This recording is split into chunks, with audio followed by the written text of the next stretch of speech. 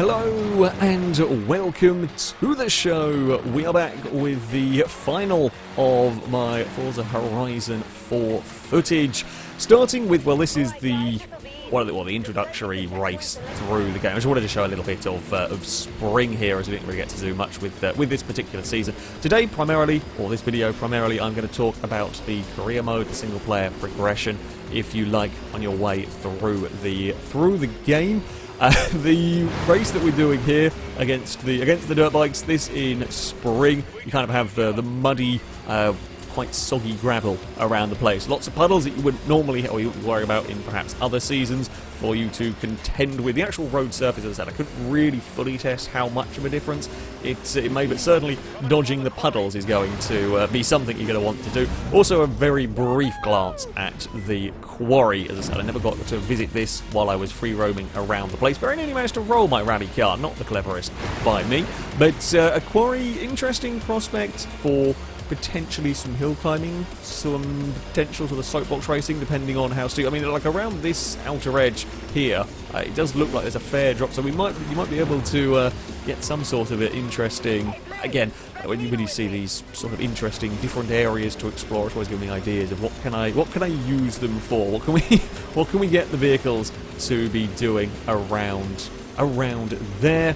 As far as these this is sort of like a showcase event and so on. There are, of course, showcase races are back. There's also a stunt driver chain, a tree, if you like, of progression through the single player. I think the two bikes just managed to take each other off. I mean, it's all scripted through here as we come out of the forest, and that's actually a different area of the map, kind of quite a different sort of visual part to the areas we were exploring last time around, a lot more enclosed as opposed to the big wide open areas. There were some mountains in the distance, but the big wide open areas that we were exploring on the way up to Edinburgh last video. So yeah, the career is broken down into the various sections. You'll gain XP overall, of course, you'll have an overall driver level, but it'll also be gained in the specific parts in off-road, sort of normal circuit racing, stunt driving, street racing, drag racing. I think that's all. There might be more, that's all that I saw. For the first few hours of the game, you are trying to earn XP, earn influence to get through the different seasons. You'll go through all of the 4 individual seasons, and after that, you get put into the... It's not an MMO style, well, it's not an MMO style world, but you'll be put into the world, if you like, and the seasons will be the same for everybody. I believe it changes every week. So yeah, once you got out of all of this stuff, you'll be then put into the persistent weather, if you like, and then I think you'll be setting up your own events. I don't actually know. I didn't get to that point as to how all of that is going to work. But for the first 4 seasons, if you like, you go through will be, I say, sort of scripted along the way. You'll be earn enough influence to move on to the next part. This is one of the stunt driver missions. It is not quite as spectacular as the showcase races. They are still in here. You know, racing. I think you race against a hovercraft with a Toyota trophy truck. I'm pretty sure there's a Aston Vulcan versus the Vulcan bomber plane. You know, they've got. I'm fairly sure you're going to race it. I think you're racing the Flying Scotsman at some point. I don't know what you're driving against it, but you know, it'd be a missed opportunity. I'm fairly sure I've seen footage and so on. So yeah, you've got the big showcase races, the race a car against some other form of transport. The stunt races are slightly simpler, but still fairly spectacular. I mean, this again is only the very opening one, which is fairly lenient in terms of the time. You don't really, it's you know, we've got 3 minutes to drive, not very far, and I managed to bumble it up across a field and then bumble it across into a tree. Not exactly horrendous.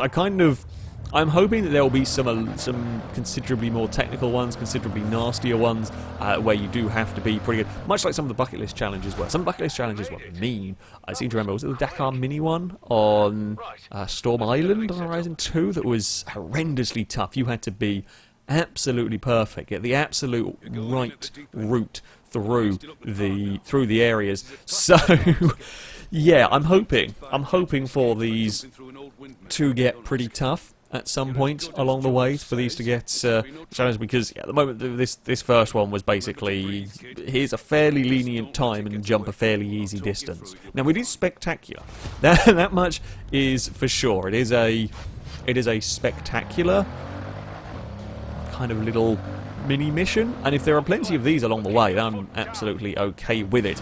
Because not only have you got to make the run to the jump, you've also then got a plane flying around. I think it's a Harrier. Certainly a VTOL plane of some sort. You've got a Harrier buzzing around just for added spectacle, I guess. As we come around this next corner, I get a little bit of a twitch with the Chiron, and then sudden plane as it'll go flying past, and that's kind of it for the plane's intervention in all of this. I mean, it could well be if we took out the plane and the guy giving us instructions that we kind of ignore and the odd cameras around the place, it could well be a bucket list challenge from Horizon 3, but you add in all those little details and it's just that little bit more exciting. It's just that little bit more exciting, and as I said, I'm hoping for stricter either time constraints, or maybe you'll have to do something along the way, get a certain amount of drift points, or beat a certain, maybe we race like the bikes, for example, we race against the bikes to get to a jump, or something along those lines. Either way, we head up towards the big danger sign very, very easily. Clear the jump distance, although I did clip the windmill on the way through, giving us a little bit of a wonky landing. It was very, very close to rolling cars on a number of occasions here. You're also giving a star rating for this, so again, I'm presuming on time and distance, etc., to give it a little bit more of a challenge. If you don't quite get it first time, as I said, I'm hoping for it to increase in difficulty as you go through. Now, as I said, there are separate kind of experience trees, if you like. You have an overall one, and you have a specific to whatever it was you were doing. So stunt driver one, for example, there, I just got promoted to level 2, and every time you level up, you'll be given various awards. They can be money, which is often what the first tier 1 is going to be. They can be money, or they can be wheel spins. They are making a return. You can get the player emotes. I presume you can get like clothing and special, maybe even like special edition cars, etc. Onto the dirt stuff next. Naturally, I always very much enjoy racing around with the off-road stuff. While I like an Escort Cosworth, while I like a Subaru Impreza, when you give me an option for a Lancia 037, that's going to be the one that wins. I also love that my Charger is just in the background of shot here, as it's as you're selecting the car. It's just the little details like that are really, really rather nice. So having picked my Lancia, it was off to go and run in, well, first of the dirt events. Now, as far as the AI vehicles go, of course, I'm running the cars that are given to me. One of the one of the slightly more infuriating things at sometimes with Horizon 3 was the AI were a bit cheaty with their sort of car upgrades and the way they could handle their cars. Best example was muscle cars. When you were running high-powered muscle cars, the AI would still have them on the wobble-matic suspension. It'd be hilarious watching how much the AI's cars would wobble around, and yet they would still somehow have grip and mad acceleration. Now, that's not something that I can really test against here. While whatever vehicles I turned up to these events in, the AIs were given comparable cars. I turned up to one of the dirt race with the Charger. It was after I'd stopped filming, but I took the Charger to a dirt event when it came to spring, and the AI brought their muscle cars with them, and they were not massively overpowered against me. We had some good racing with that, but that was still an A-class muscle car. I don't know if I put that up, if I do mad things with that, if the AI are going to still have the wobble-matic super fast cars. Potentially, that's not something that I could test. From what I was doing racing-wise, yeah, I had fairly decent fun racing against the AIs. You got stuck in traffic, you were going to have a tough time. The races were fairly short. I think once you get out of these opening, sort of more scripted events, I think you then get into the blueprint section. Now, again, I can't comment too much on those bits further down the line, because in my playthrough, I spent a fair amount of time just randomly exploring the map and didn't actually get much further along into the more time to explore too much of the more open parts. But I think, yeah, once you get out of the area, then you get back to sort of the blueprint. You can set up the events how you want. If you want to make longer events, I think you can race specific vehicles around specific places. So yeah, if you want to go racing with silly cars off-road, go for it. Certainly with these, though, as you were going through the early stages, if you wanted to take a muscle car rallying, the game was more than happy to let you do that and give you comparable cars to race against.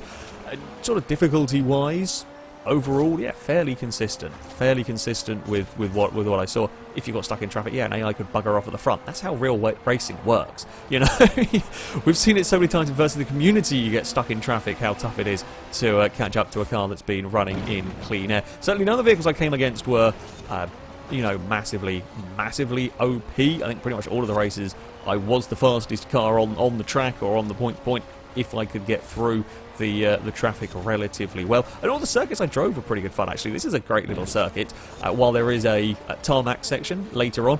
In terms of the dirt stages, the dirt stuff that I did on here, there are some pretty damn good rallycross or rally stages. And for someone like me that loves racing the cars off-road, especially unusual vehicles, I very, very nearly missed that checkpoint, but yeah, racing the unusual vehicles off-road, it does look like there's going to be a fair amount of that, especially with the course creator, where I'm hoping we'll be able to make some really impressive and intricate little rally stages, little challenges, if you like, for the vehicles. And yeah, there we go, that was going to be a victory for the Lancia as we head around the final of the corners and across the finish line to claim a victory. Now, with this victory, that would put me up to level, well, that was the second level, and for that, we would get a wheel spin. Those are something that are returning, which I quite like the wheel spins for a level up reward. I have terrible luck with them, but I do quite like having those as a thing. There's actually also a new one.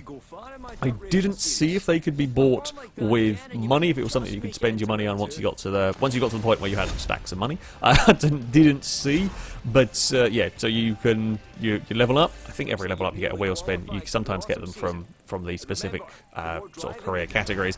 There are cars, there are the special Horizon Edition cars, money. It looks like most of the monetary prizes are fairly decent size. Doesn't look like there's 5,000 ones, although I could be wrong. You can get clothes, emotes, and the various horns for the cars. There's also a super wheel spin, which is, again, is awarded for various things, or I think can be brought. And this is only with in-game money.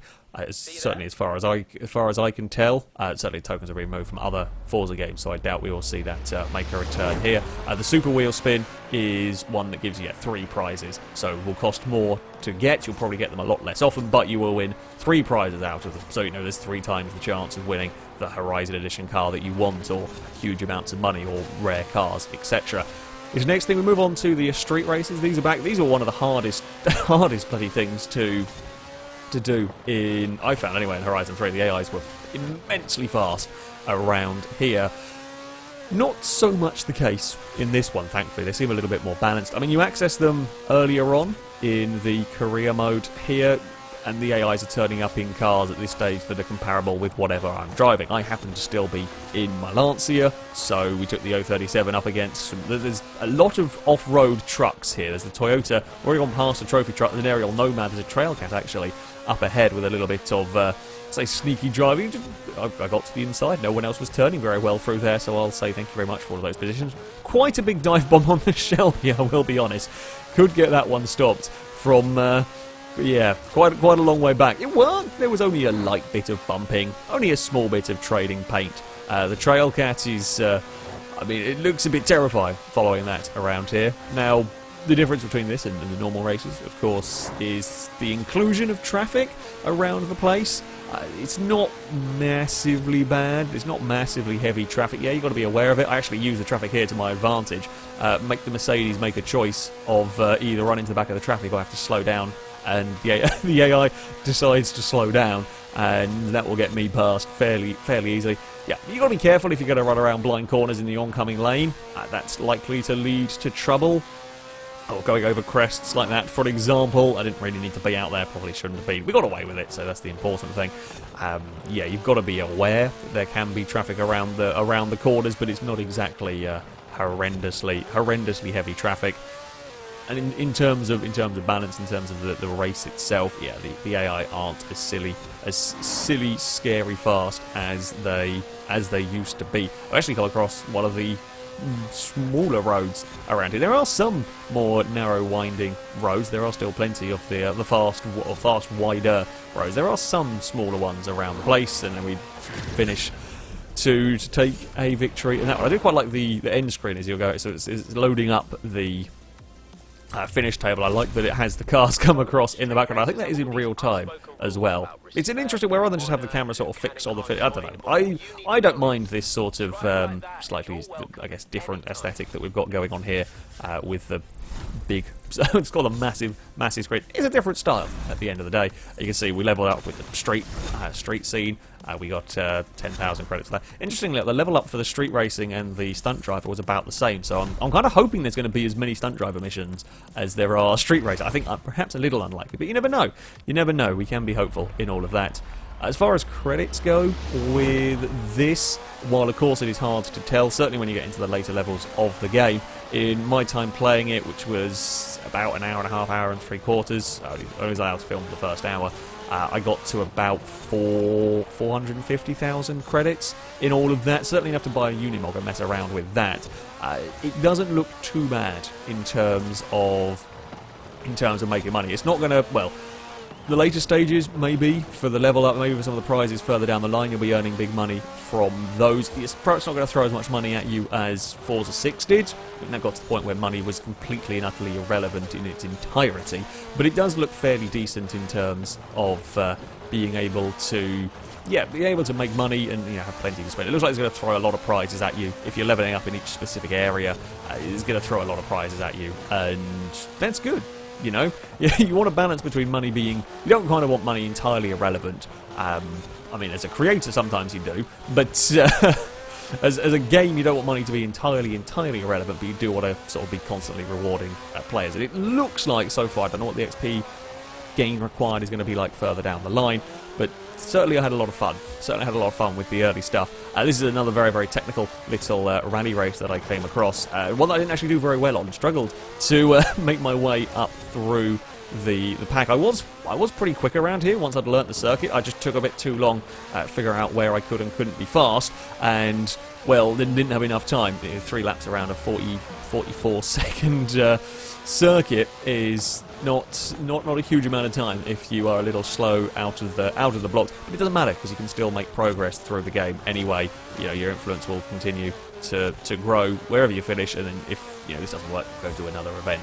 So that was a quick look at the career mode of Horizon 4. It does look pretty interesting. At the end of the day, I very much enjoyed my time playing through what I got to try.